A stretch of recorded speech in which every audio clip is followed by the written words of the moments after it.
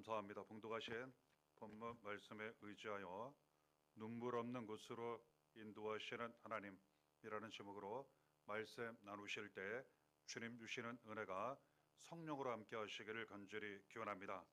함께 봉독하신 요한계시록 7장 17절을 보면 하나님 우리에게 주시는 말씀을 받게 됩니다. 하나님께서 우리 눈에서 모든 눈물을 씻어주신다고 말씀하십니다. 위로해 주시고 기쁨이 넘치게 하시며 이제는 눈물 없는 것으로 우리를 인도해 주신다는 말씀이라는 것 알게 됩니다. 이 곳으로 인도하실 때 어린 양이 우리의 목자가 되시고 생명수 샘으로 인도해 주신다고 말씀하시는 것입니다. 하나님은 이처럼 늘 우리와 함께 하시고 인도해 주셔서 눈물을 씻어 주시고 눈물 없는 곳으로 인도해 주셔서 위로받게 하시고 위로가 넘치게 하시고 기쁨 감사가 축복이 넘치게 하신다고 말씀하시는 것입니다. 어린 양으로 이 눈물 없는 곳으로 인도하실 때 어린 양 예수 그리스도로 말미암아 우리를 인도해 주신다고 말씀하십니다. 왜 어린 양 예수 그리스도라고 말씀하시는가?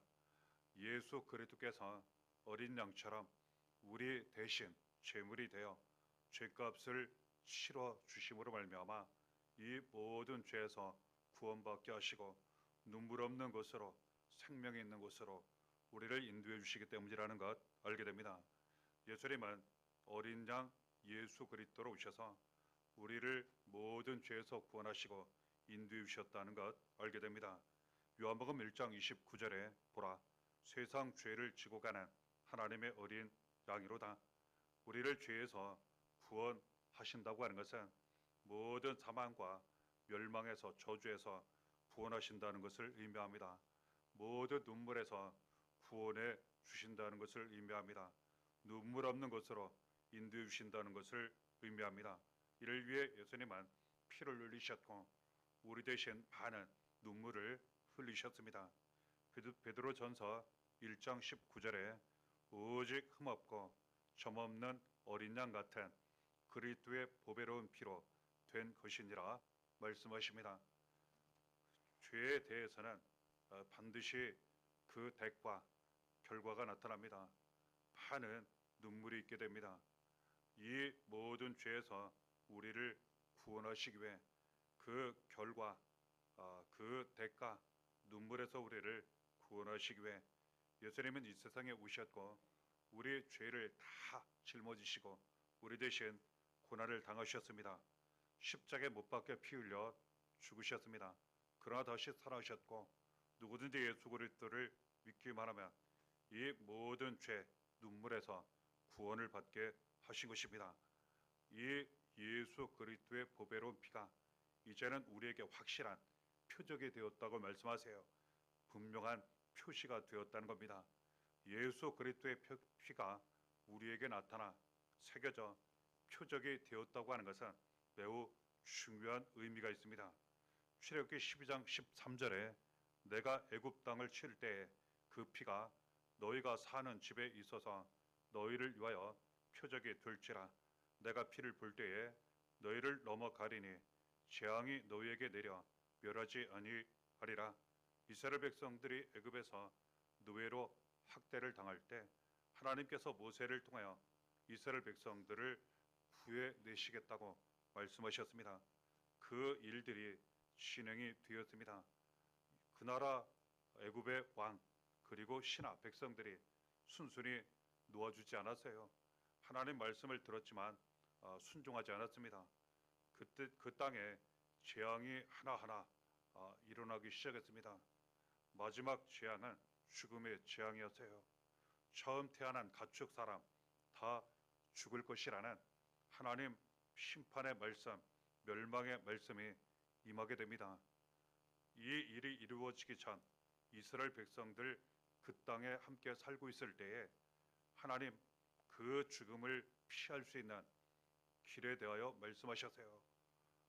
깨끗하고 순전한 어린 양을 잡아 집 문설주에 피를 바르라고 말씀하셨어요. 그러면 그 피를 보고 그것이 표적이 되어 죽음과 재앙, 멸망이 넘어가게 될 것이라 이처럼 말씀하셨습니다. 이스라엘 백성들 그대로 순종했어요. 때가 되었을 때 애굽 땅에 통곡 소리가 넘쳤지만 이스라엘 사람들은 한 명도 죽지 않았습니다. 이처럼 어린 양의 피가 표적이 되어 재앙과 죽음이 멸망이 넘어간 것처럼 예수 그리스도의 피가 우리에게 표적이 되어 표시가 되어 그 피를 보고 죽음이 넘어가고 저주가 넘어가고 멸망이 넘어갈 것이라고 우리에게 말씀하신 것입니다. 그리고 우리에게 새겨진 예수 그리스도의 피가 우리 집에도 새겨져서 재앙과 저주, 멸망이 넘어가게 될 것이라고 우리에게 말씀하신 것입니다. 요한복음 3장 36절에 아들을 믿는 자에게는 영생이 있고 아들에게 순종하지 아니하는 자는 영생을 보지 못하고 말씀하십니다.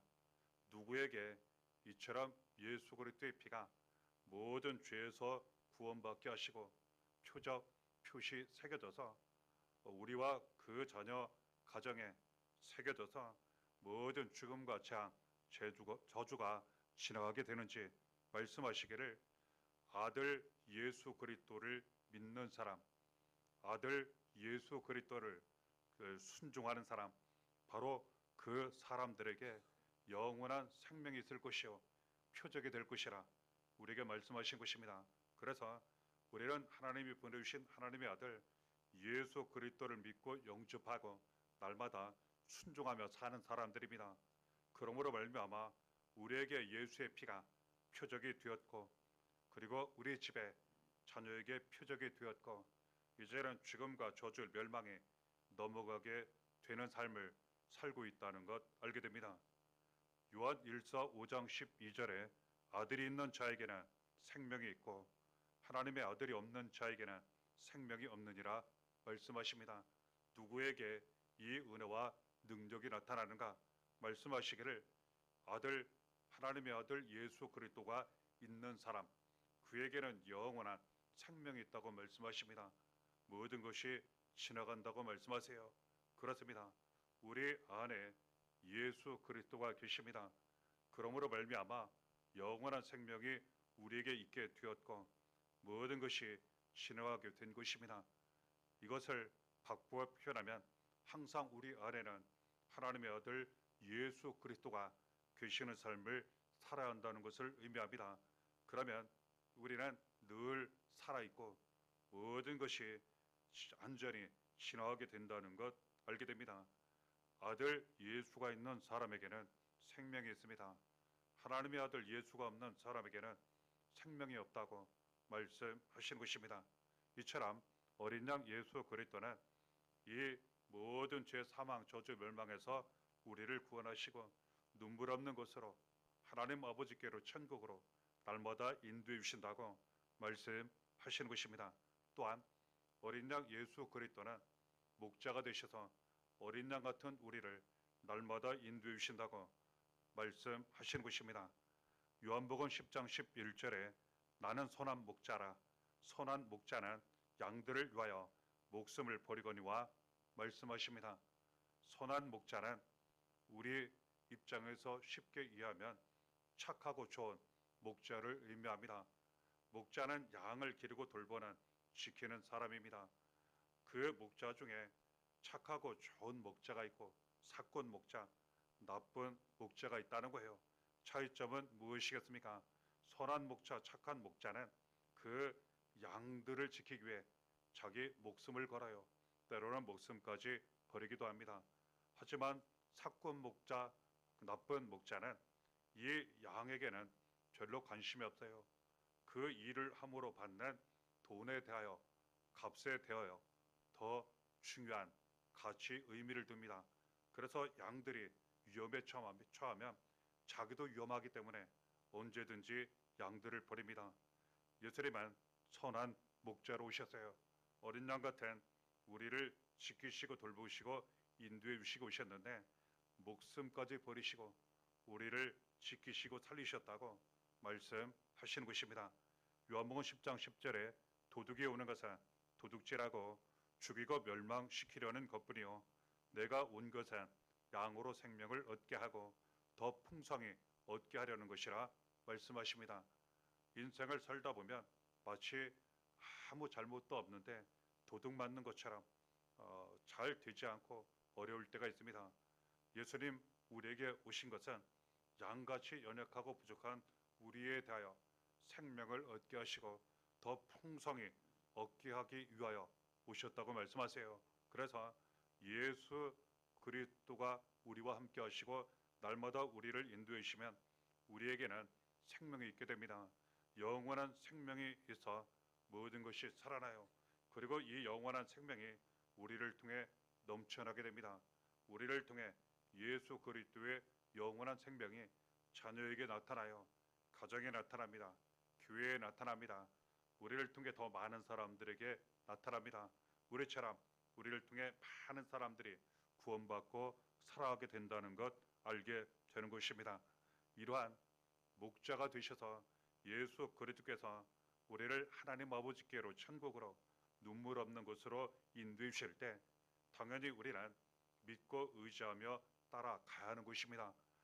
아무리 좋은 것으로 안내하고 가르쳐주고 인도해 주신다고 한들 따라가지 않으면 절대로 이루어지지 않습니다. 그래서 우리에게 말씀하시기를 마태복음 16장 24절에 누구든지 나를 따라오려거든 자기를 부인하고 자기 십자가를 지고 나를 따를 것이니라 말씀하신 것입니다. 나를 버려야 한다는 거예요. 내 생각, 내 느낌, 내 경험, 내가 알고 있는 것 다 버려야 한다는 거예요.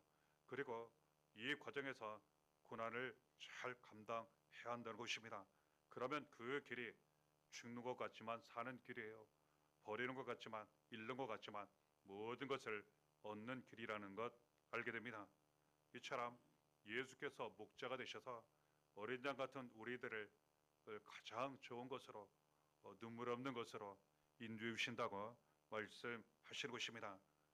예레미야 2장 13절에 내 백성이 두 가지 악을 행하였나니 곧 그들이 생수의 근원되는 말을 버린 것과 스스로 웅덩이를 판 것인데 그것은 그 물을 가두지 못할 터진 웅덩이들이니라. 당시의 이스라엘 백성들이 하나님 앞에 크게 두 가지 죄를 지었습니다. 생수의 근원 되시는 하나님을 버렸어요. 스스로 웅덩이를 팠지만 터진 웅덩이라 물을 모으지 못하는 죄악 가운데 행했습니다. 오늘날도 생수의 근원 되시는 하나님을 버리는 경우, 떠나는 경우, 찾지 않는 경우 얼마나 많은지 모릅니다. 생수의 근원, 생명의 근원 되시는 하나님, 모든 은혜와 복의 근원이 되시는 하나님, 응답과 치료와 회복의 근원이 되시는 하나님, 그럼에도 불구하고 찾지 않고 버리더라는 거예요. 그리고 스스로 문제 해결하려 하고 스스로 쌓고 높아지려 하고 그러나 터지게 되더라는 거예요. 하나님은 우리를 어린 양 예수 그리스도로 말미암아 목자 되시는 예수 그리스도로 말미암아 생수의 근원 되시는 복의 근원 되시는 은혜의 구원의 근원 되시는 하나님께로 우리를 날마다 인도해 주신다고 말씀하십니다. 그리고 생명수 샘물로 우리를 날마다 인도해 주신다고 말씀하십니다. 요한복음 4장 13절 14절에 이 물을 마시는 자마다 다시 목마르려니와 내가 주는 물을 마시는 자는 영원히 목마르지 아니하리니 내가 주는 물은 그 속에서 영생하도록 솟아나는 샘물이 되리라. 이 세상에서 만족을 구하려 한다면 얻으려 한다면 무엇인가 자꾸 채우려 한다면 더 목마르고 더 배고프고 더 부족하게 되어 있습니다. 스스로 웅덩이를 파면 많이 모일 것 같지만 오히려 터지게 되어 있습니다. 예수 그리스도께서 주시는 물을 마시게 되면 영원히 목마르지 않아요. 주시는 영생의 떡을 먹게 되면 영원히 배고프지 않습니다. 속에서 영생하도록 솟아나는 샘물이 넘쳐난다고 우리에게 말씀하세요. 영생의 샘물은 모든 것이 살아나는 은혜를 의미합니다. 우리 배 속에서부터 영생의 샘물이 흘러넘쳐 우리의 영혼이 살아나요. 우리의 몸도 살아나고 인생도 살아납니다. 그것이 우리를 통해 자녀 가정에 나타나 자녀도 살아나고 가정도 반드시 살아납니다. 교회도 살아나고 많은 사람들을 살리게 된다는 것 알게 됩니다. 이 영생의 샘물로 날마다 우리를 인도해 주신다고, 눈물을 씻어 주신다고, 위로와 기쁨이 있게 하신다고 말씀하시는 것입니다. 이 샘물이 더 차고 넘쳐 강물이 된다고 말씀하세요. 요한계시록 22장 1절 2절에 또 그가 수정같이 맑은 생명수의 강을 내게 보이니 하나님과 및 어린 양의 보좌로부터 나와서 길 가운데로 흐르더라. 강 좌우에 생명나무가 있어 12가지 열매를 맺되 달마다 그 열매를 맺고 그 나무 잎사귀들은 만국을 치료하기 위하여 있더라. 말씀 기록되어 있는 것입니다. 그렇습니다. 하나님께로부터 어린 양 예수 그리스도께로부터 물이 나와 흐르게 되는데 점점점 그 물이 많아지고 커지게 되더라는 거예요. 처음에는 조그만 샘물로부터 시냇물, 나중에는 넘치는 강물이 되더라는 겁니다. 그래서 우리가 하나님을 알고 믿게 되면 예수 그리스도를 믿고 예수 그리스도 안에 예수께서 우리와 함께 하시는 삶을 살아가게 되면 처음에는 조금 은혜를 받는 것 같지만, 조금 복을 받는 것 같지만, 이것이 샘물, 시냇물, 강물처럼 커지고 넓어지고 차고 넘쳐 흐르게 되어 큰 은혜와 큰 복이 넘치게 된다는 것 알게 됩니다. 그러면 생명수의 강물이 넘치게 되고 항상 열매가 나타나게 되며 치료와 회복의 은혜와 능력도 나타나게 된다고 우리에게 말씀하시는 것입니다. 이 귀한 은혜를 통하여서 우리의 눈물을 씻어주시고 눈물 없는 곳으로 우리를 인도하시는데, 이것은 천국을 의미하기도 합니다. 이 땅 사는 동안 천국을 누리게 하시고 때가 되면 저 세상 천국에서 영원한 생명으로 영원한 행복을 누리게 하십니다. 요한계시록 21장 4절에 모든 눈물을 그 눈에서 닦아주시니 다시는 사망이 없고 애통하는 것이나 곡하는 것이나 아픈 것이 다시 있지 아니하리니 처음 것들이 다 지나갔음이로라. 천국은 눈물을 닦아주시는 곳입니다. 그리고 다시는 사망도 없고 애통하는 것도 없고 통곡도 없고 아픈 것도 없고 다 지나간다고 말씀하세요. 이 땅 사는 동안도 이 은혜를 누리게 되는데 이제는 우리의 눈물도 지나가게 하시고 위로와 기쁨 감사가 넘치게 하십니다. 이제는 처음 것들이 다 지나가게 하신다는 거예요. 이제는 사망도 애통도 통곡도 아픈 것도 다 지나가게 하시고 눈물도 지나가게 하시고 이 땅 사는 동안 어린 양 예수, 목자 예수, 그리고 하나님이 생명샘으로 인도해 주시는 은혜로 말미암아 모든 것이 지나가고 모든 것이 살아나는 은혜와 축복 가운데 있게 된다고 우리에게 말씀하시는 것입니다. 이때 시편 116편 8절에 말씀이 나타난다고 우리에게 알려주십니다. 주께서 내 영혼을 사망에서 내 눈을 눈물에서 내 발을 넘어짐에서 건지셨나이다. 우리 영혼을, 자녀의 영혼을 사망에서 건져주십니다. 그리고 그 눈에서 눈물 흘린 것 닦아주시고 이제는 흘리지 않게 하시고 기쁨, 감사, 축복이 넘치게 하세요. 그리고 넘어지지 않도록 꼭 붙잡아 주시고 잠시 넘어졌다 한들 반드시 일어나도록 우리를 붙잡아 주신다고 말씀하시는 것입니다. 이제는 그 눈물에 복이 있게 하세요. 마태복음 5장 4절에 애통하는 자는 복이 있나니 그들이 위로를 받을 것이며, 그렇습니다. 통곡하며 또는 여러 가지 모양으로 슬퍼하며 눈물을 흘릴 때 저주받은 인생처럼 느껴지고 보여질 때가 있습니다. 하지만 하나님 앞에서는 그렇지 않습니다. 오히려 눈물을 흘리는 사람이, 애통하는 사람이 복이 있다고 말씀하세요. 왜 그렇습니까? 하나님께서 눈물을 닦아주시고 씻어주시기 때문에 눈물 없는 곳으로 우리를 인도해 주시기 때문입니다. 고린도후서 1장 6절에 우리가 환난 당하는 것도 너희가 위로와 구원을 받게 하려는 것이요 우리가 위로를 받는 것도 너희가 위로를 받게 하려는 것이니 큰 은혜를 도와여 주십니다. 우리 눈에서 눈물을 닦아주시고 눈물 없는 곳으로 우리를 인도해 주셔서 위로를 많이 받게 하시고 구원을 받게 하신다고 말씀하세요.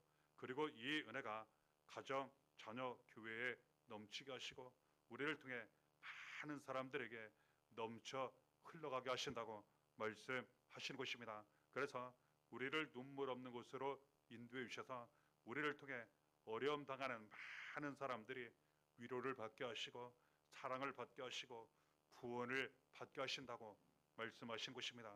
이것이 복음이요 우리를 통해 이처럼 복음이 이루어지고 나타나게 하시며 우리를 통해 많은 사람들에게 복음이 전파되게 하신다고 가르쳐 주시는 말씀 우리가 감사함으로 붙잡고 확인하게 되는 것입니다. 하나님은 우리를 사랑하십니다. 항상 우리와 함께 하십니다. 우리의 눈에 눈물을 닦아주시고 그리고 눈물 없는 것으로 우리를 날마다 인도해 주십니다. 그것은 생명수 샘물이 넘치고 생명수 시냇물이 흐르고 생명수 강물이 흘러 넘치는 곳입니다. 모든 것이 살아가고 치료와 회복 열매가 나타나는 그러한 곳입니다. 이 땅 사는 동안 천국을 누리고 때가 되면 천국에서 영원한 행복을 누리는 것을 의미합니다. 그것으로 우리를 인도하실 때 어린 양 예수가 우리 죄를 짊어지시고 세상 짐을 짊어지시고 우리를 인도하시며 어린 양 같은 우리를 목자가 되셔서 날마다 인도해 주신다고 말씀하신 것입니다. 우리를 이처럼 눈물 없는 곳으로 인도하실 때 감사하시고 믿고 의지하고 따라가시면서 모든 삶 속에 이 모든 은혜가 항상 차고 넘치시기를 바랍니다. 이 은혜가 날마다 함께 하시기를 예수의 이름으로 간절히 축원합니다.